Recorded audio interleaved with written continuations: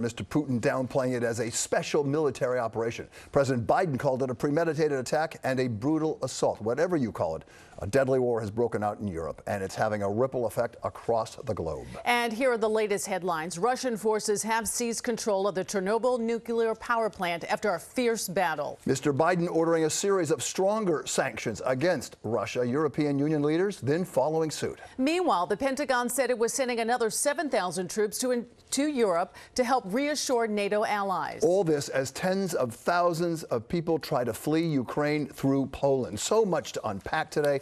We're covering all angles of this crisis, from what's happening on the ground in Ukraine to local Ukrainian communities in our area, to the impact this war is going to have on your day-to-day life. We begin our coverage with Jim Dolan. He's in the newsroom. Jim?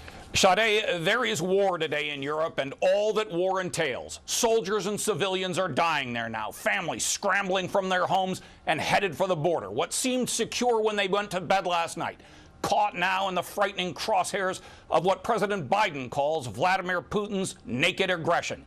And that today was on full display.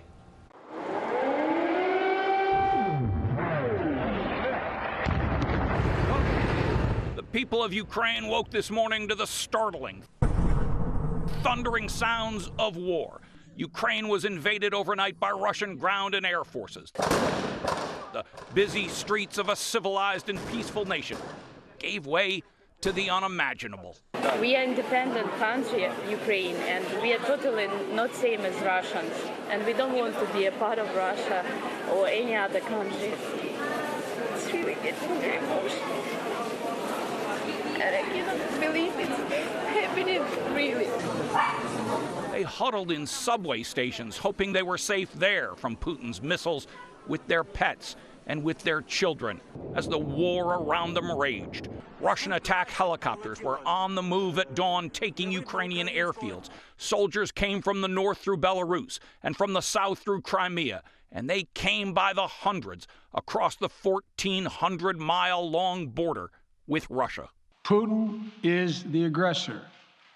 Putin chose this war, and now he and his country will bear the consequences. President Biden imposed stiff new sanctions against Russia and the Russian financial system today, but as even he acknowledges, sanctions inflict pain only gradually. Some of the most powerful impacts our actions will come over time as we squeeze Russia's access to finances and technology for strategic sectors of its economy and degrade its industrial capacity for years to come.